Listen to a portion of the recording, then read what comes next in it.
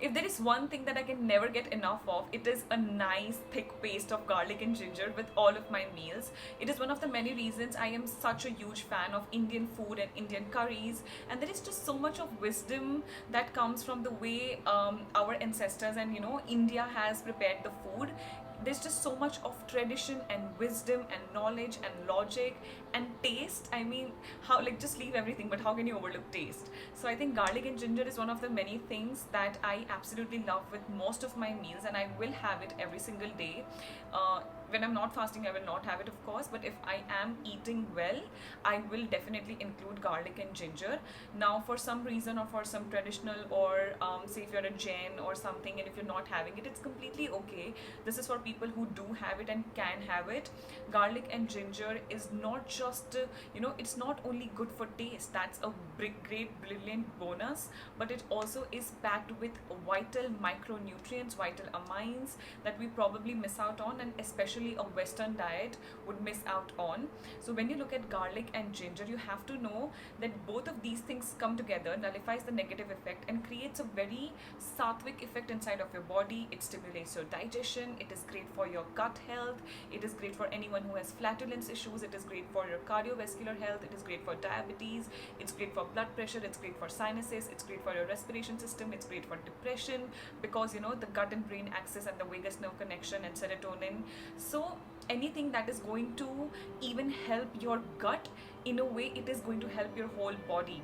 A lot of people, so just to quickly give you a background on ginger and garlic and what makes it so powerful and potent, you have to know that garlic is rich in a phenolic component known as 6-gingerol, which will activate a lot of antioxidant pathways inside the body. And always remember, we are swimming in a pool of reactive oxygen species or free radicals, and we always want something that can counteract its effect. And garlic and ginger is one of the most potent ways you can just get it in your meal. And we don't even realize the kind of power and the kind of nutrients we can have by only eating meals in a balanced way.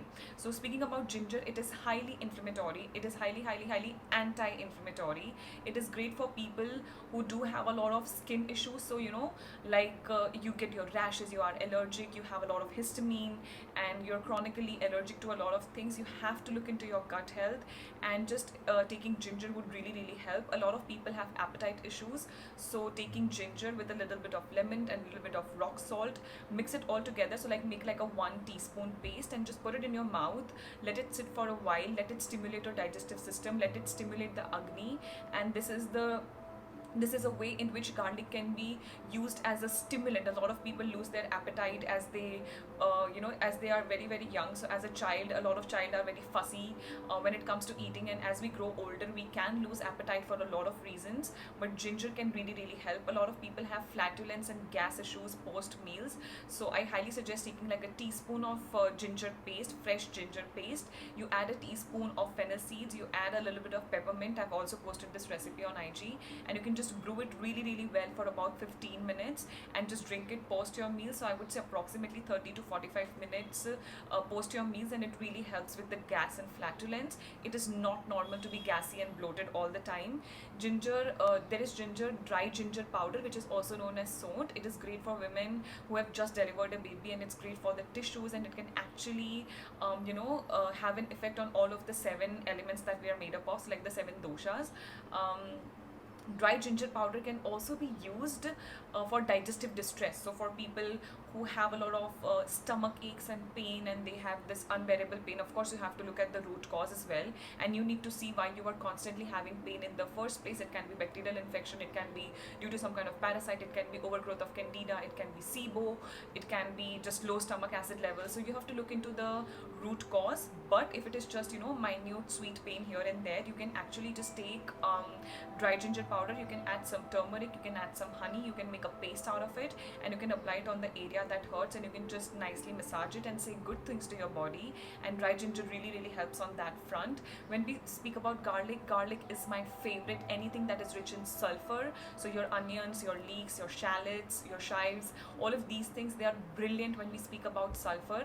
Garlic is rich in something known as allicin, time, the only drill would be every time you eat garlic, you cannot eat garlic in a way that it's so mushy that you can't even see it in your food. So I would always prefer raw or fermented garlic in front of something that is overcooked and burnt. So burnt garlic will not have the benefits that we are talking about.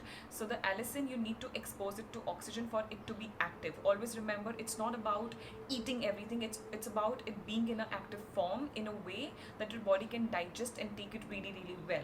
Okay, when it comes to garlic, it is brilliant for cholesterol. There is a study where they fed rats with a high fat diet, and they induced hypercholesterolemia, and they gave them garlic, and they're actually their triglycerides went down, their LDL went down, their serum cholesterol went down, and their HDL went up, which is your apparently your good cholesterol.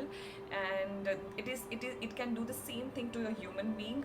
There are not a lot of studies when it comes to blood sugar and garlic, but I just like to believe anything that is going to have a control on your cholesterol, it is very directly related to your blood sugar level as well. It's not like heart is separate and blood sugar is separate. It's all very beautifully interconnected, and anything that is going to take care of one aspect in a way will assist in the betterment of all of the other aspects as well. At the same time, when you look at garlic, it is rich in sulfur, so it's great for your skin, it's great for your hair, it's great for your nails. And there is a lot of myth around that says that, apply garlic paste and it will kill the acne and take care of the acne. I am not a big fan. It can actually aggravate the condition, it can induce a lot of rashes, and it can actually burn your, it can burn your skin, and it can actually leave scars, and you can damage your skin not just at the epidermal layer, but the wound can go deep inside. So I would not recommend applying garlic. I recommend eating garlic for people who can't take raw garlic. So ideally you want to chew on it. Yes, you might have a bad smell, bad breath, but I am willing to take that for all the benefits that it has to offer.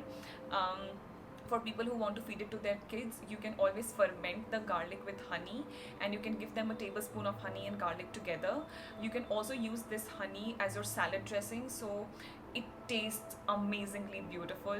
And adding honey with one or two meals, say 1 or 2 times in a week, is a great stimulant. It's a great antifungal, antibacterial, antiviral, and it has all of these benefits, and you can get it by just having 1 teaspoon 1 or 2 times in a week and just striking a right balance. Okay, people who have major sinus issues, people who have blocked and stuffy nose when they wake up, people who are always very high on phlegm and they have dry cough inside of them, you can always mash garlic and ginger. You can add a little bit of cinnamon. If you are okay tolerating cayenne pepper, you can add a dash of cayenne pepper. You can add black pepper. You can make a nice thick shot. You can add lemon. You can add apple cider vinegar. You can make like a nice thick shot, and you can have it. It really helps when it comes to sinus issues. We have people who live in Canada, and the temperature there gets really low. It's really cold, and their sinus is just beautifully taken care of by just doing the basic protocol that I'm mentioning right here. So maybe it will help you. Share it with someone who might need help on this aspect. But garlic and ginger, put it with your meals, have it in the form of tea. You can always add ginger to your vegetable soup preparation. So let's say if you're doing juice, you can do lots of ginger. That's something that I personally recommend and do. And when it comes to eating and you're making, say, a cooked vegetable soup, you can always throw in garlic at the end so that it's not overcooked and you still get the benefits out of it. If you can chew it, that would be great. A lot of people take supplements of curcumin, biopiperin, that's your active compound in black pepper. A lot of people take garlic supplements, garlic powder, dehydrated garlic powder is not bad, it's good, you can use it. But I would try to stay as close to nature as possible.